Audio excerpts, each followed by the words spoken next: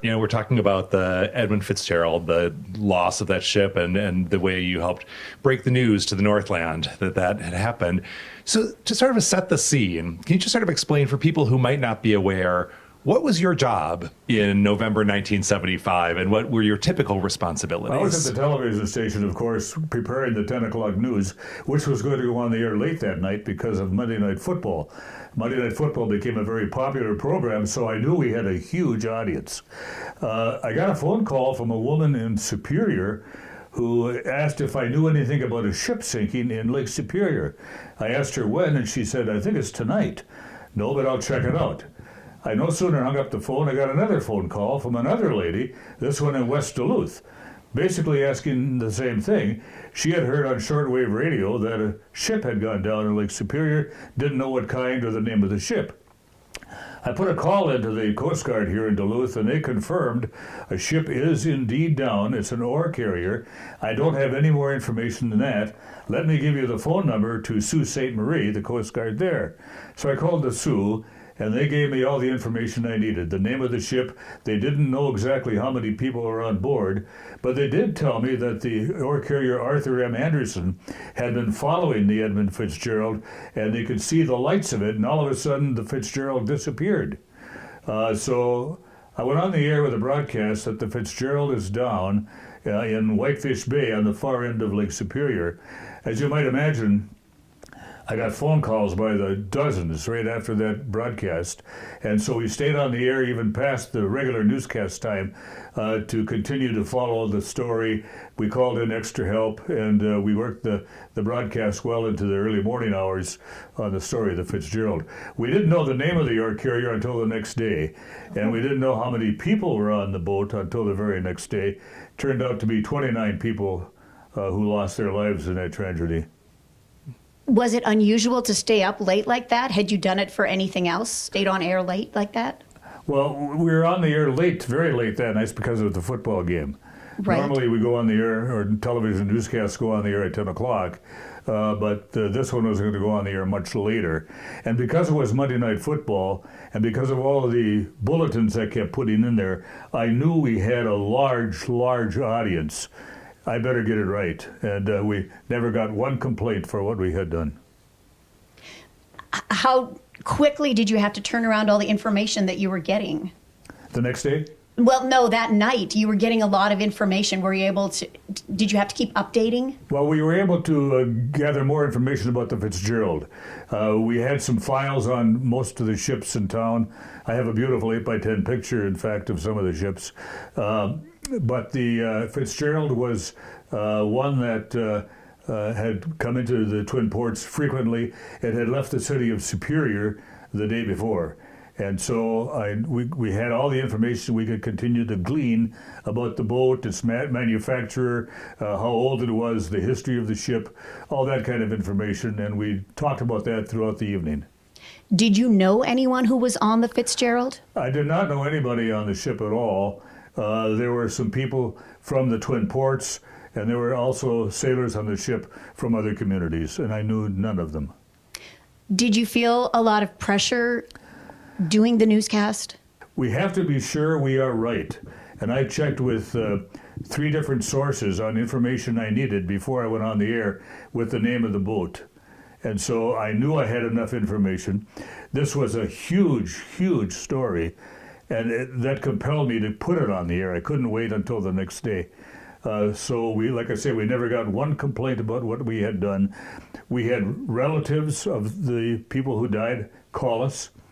We had friends, we had just interested persons who were living in the Twin Ports, living in the Northland, who wanted more information. But we actually had some family members call us. We were the pipeline between the lost ship and these families. As you were following up in the following days, did you reach out to or speak with any of those families? I think we probably interviewed 1 or 2 of the families who agreed to an interview the next day. We certainly gave them time to recognize the fact that their loved one was indeed gone.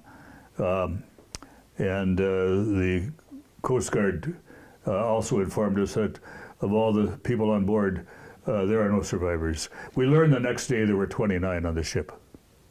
when you first heard the ship went down, did you hope that there were survivors? Did you think there could be? We didn't think there'd be any survivors. It was a vicious, vicious storm. And Whitefish Bay on the far end of the lake is known for just huge, huge waves. And they were getting pounded. We were getting pounded here in Duluth, too, that night, Duluth and Superior. So when a ship goes down like that and it sank so suddenly, there's just no way you could survive that. I'm trying to thinking about what you're telling your audience in Duluth and the Northland, given that this is a tragedy that happened on the other side of the lake. Right. So the ship was quite far away when it went down. It was nearer to other communities, and it's a much larger story than just Right. Duluth. But here you are in Duluth. Did you have a sense of what other media were doing around covering this story? Did you connect at all with other media to exchange information or see what they were saying? That night we informed one of our sister stations down in the Twin Cities what had happened. They were the only other media that we informed, and they weren't even aware of it around the region until the next day. And then we got bombarded with stations really all over the United States. And so we did a number of reports for them, both audio, and we did send some video too to some stations. But it didn't take long before it got to a national story. How did the loss of the ship affect you personally? How did you feel dealing with this tragedy? Well, a day or two after the sinking of the Fitzgerald, a memorial service was held for them, for the lost people and for the survivors, the families, at a church in Superior.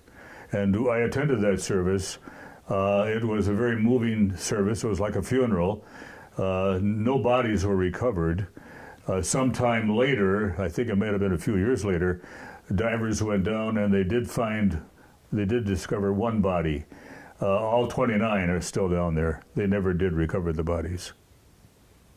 Do you ever think, I'm a print journalist, I write, I know people will read things that I write, but it's not the same as being live on air and speaking words that people might, in the case of a tragedy like this, they might remember for the rest of their lives, right. Hearing your voice, sharing this news. Do you think about that at all when you're on air and, what that, yeah. And I think that's a decision that weighs on a broadcast journalist. Do I dare go on the air with this? How much information that I know do I dare put out? Because I'm going to be informing. I knew I was going to be informing families and other loved ones of this tragedy. But the magnitude of the story, I think, forced me to be a part of that incident that night. And as I said, nobody called and complained, but they called to try to get more information from me. I know there's a group called the Friends of the Fitz who are working to put a historical marker in Superior, remembering the Edmund Fitzgerald. Do you think that would be a good way for the Twin Ports to remember the Fitzgerald?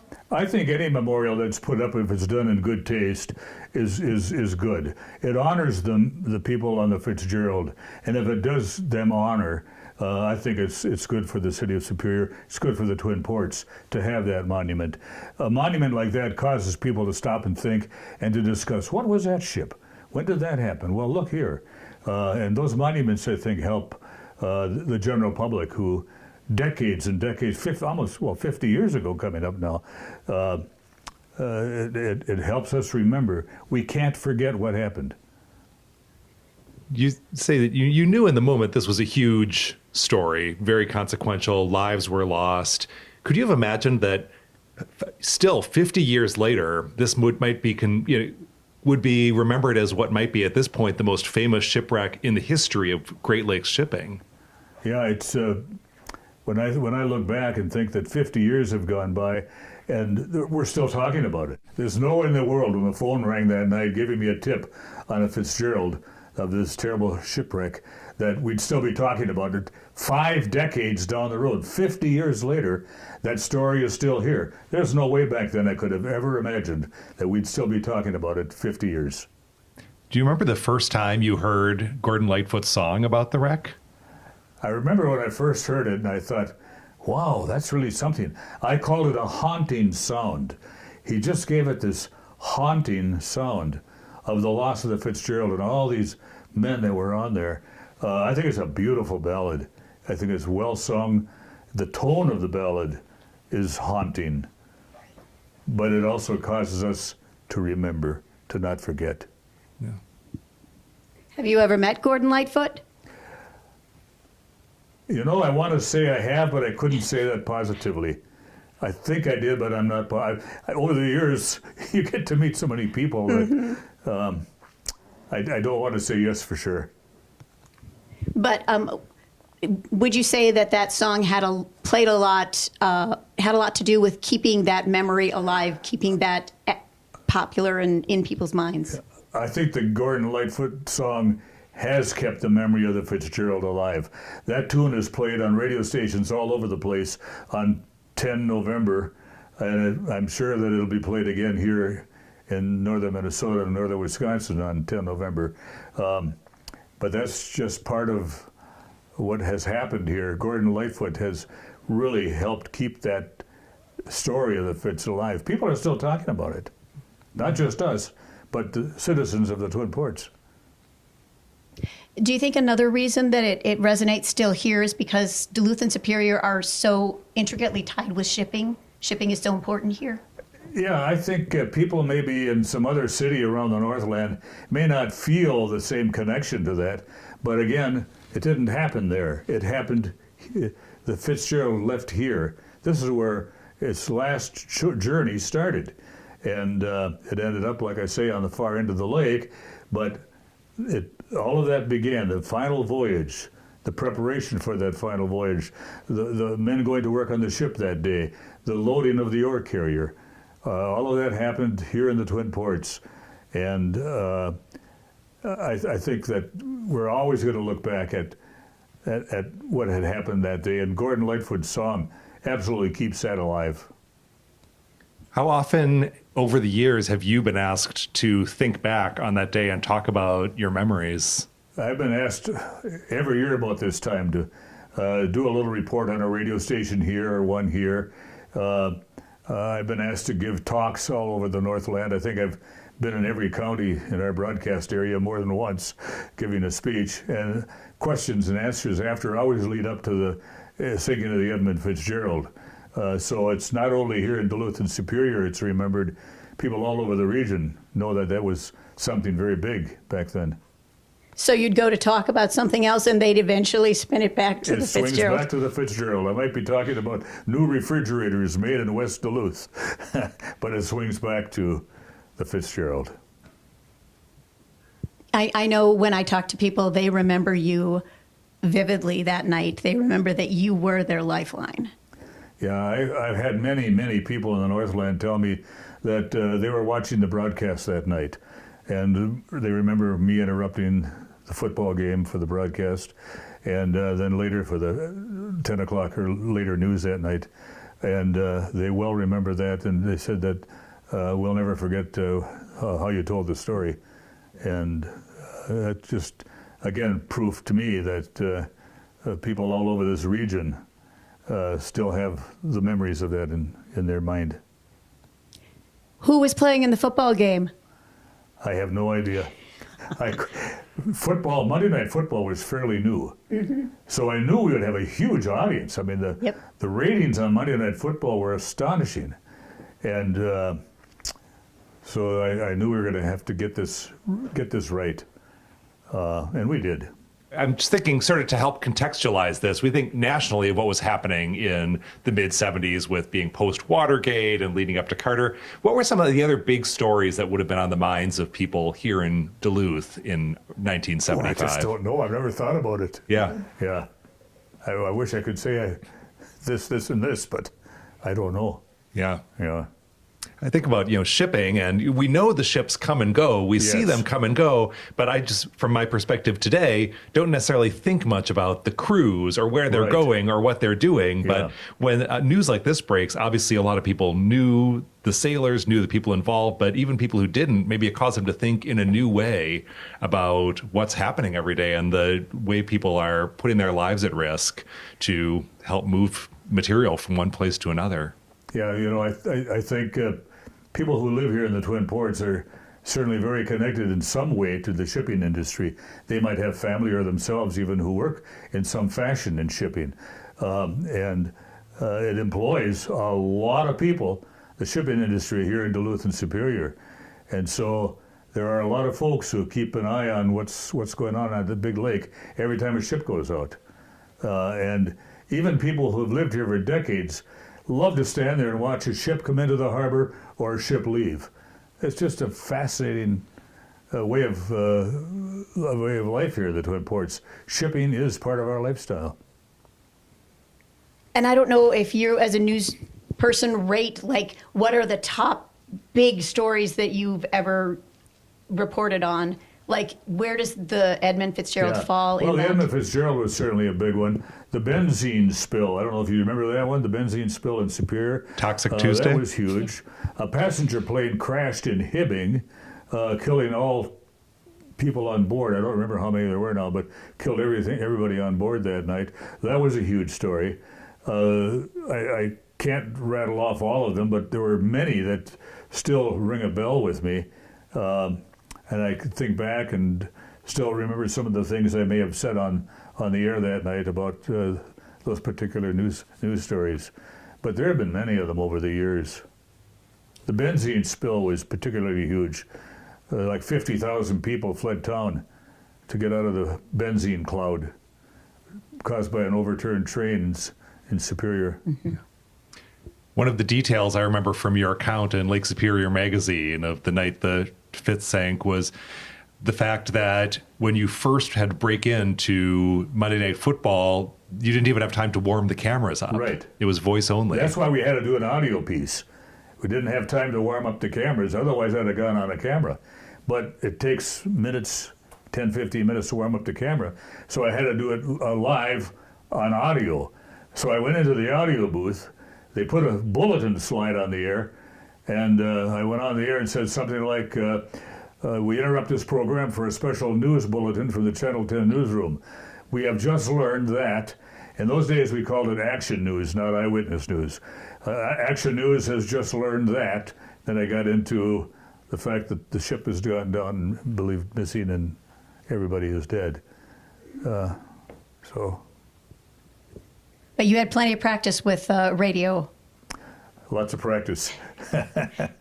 Yeah. And this is a fascinating. Journalism is a fascinating occupation. It just brings me and others who are in this business so close to the happenings of the Northland, and a lot of people, I think, have a habit of tuning in each night to see what's going on in the region. It's very, very important to them, and I like being a part of satisfying that thirst for news. Yep, local news is very important. Very important. We can't. A lot of people don't like the news. They don't want to watch it for whatever reason, or read about it for whatever reason. But without a free press, without a free media, we wouldn't have a free country. It's that important. so I expect a lot of listeners to this podcast will be from here in the area, but I'm sure many of them will be from far away, might have never been to Duluth. I wonder if people are aware of this tragedy but have never been here. Is there anything that people might not be aware of or think about with respect to this area and how this tragedy affected the Duluth area?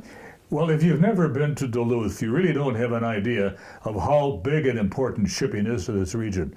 There are huge vessels, lake carriers and ocean carriers that come from a variety of places all over the world that come into Duluth and Superior to pick up goods, take back to Europe, and to drop off goods that came from Europe. So people who don't know really about the history of the Twin Ports should know that this is an important port, just as if we were on a seaboard coast, if we were on the west coast or the east coast. Duluth, Superior have the biggest ports on the Great Lakes. So we see a lot of trade, a lot of vessels coming in and out, bringing and taking materials either into or away from this town. Big industry, big industry. It's almost an analogy might be if you were a big coal mining town and there was an accident in a coal mine, it might hit that kind of community the same way that the loss of the Fitz hit the Duluth Superior area. Yes, that's right. You know, we have a lot of ore that comes through the Twin Ports from the Iron Range. coal mining towns, they would more understand the product that needs to get shipped out. Well, here we're fortunate that we can ship it out by lake rather than by rail or bus. Certainly some products go by rail and bus, but boy, we've just got hundreds of tons of materials that leave the Twin Ports every year, every summer, and likewise they bring materials in that we buy. So Dennis, you had talked earlier about, breaking into programming. Just for our audience to understand, that's not the easiest thing to do. What was the procedure like, in terms of getting permission to break into I didn't get permission. I just did it. I think management had enough respect for me that if I felt something had to get on television now, if we broke into a broadcast, they would follow my lead if they were in the building and say, yeah, go ahead, do it, it's important. And if I felt it was important enough, the TV station felt it was important enough. I really believe that. So I don't think management was at all upset with me. In fact, I think they could recognize the accolades that later came in for what we had done. I worked in radio first for a number of years. I got my broadcast start in 1961 on the radio. And then when I moved over to television, it was a whole different ballgame. Now I had to show you the news, not just tell you the news. And management decided to hire me for my experience in radio, then a year in television in Fargo. So they had put a lot of trust into me that if I felt this story should interrupt a broadcast, go ahead and do it. Now, we didn't do it very often. I might have had in 10 years 3 times where we interrupted a broadcast. It just wasn't done that often. There might have been one time during the Vietnam War where we interrupted for something, but it wasn't often that was done. So if people saw this broadcast bulletin slide come on the air, and then me intone my voice over that with, "This is what's happening, folks," they listened. They really wanted to know what was happening. It wasn't done that frequently. Do you think that the tragedy, the loss of the Edmund Fitzgerald has any lessons for us today? Are there any lessons we can learn from what happened and how the community reacted? Lessons in terms of changing the way that we think about shipping or about the lake, or maybe lessons in terms of safety, practice. I know it's not, your job to decide what the, takeaways are or the lessons from a tragedy, and sometimes it's just a tragedy, but I wonder if you had any reflections on that. I think those of us who were alive when the Fitzgerald was lost certainly recognize that there is a danger to that industry. Now, all industries probably have some danger to them, or most of them do, but shipping is something else. There's a danger to go out on the big pond in the nicest of weather. There's a compounded danger when the weather is fierce, because that lake can really churn up a vicious, vicious storm. And so we recognize that fact too. So I think we kind of give an honor to those who sail the Great Lakes, that we have some respect for them, because they are out there doing a dangerous job. And things can change mighty quickly on Lake Superior and all the Great Lakes.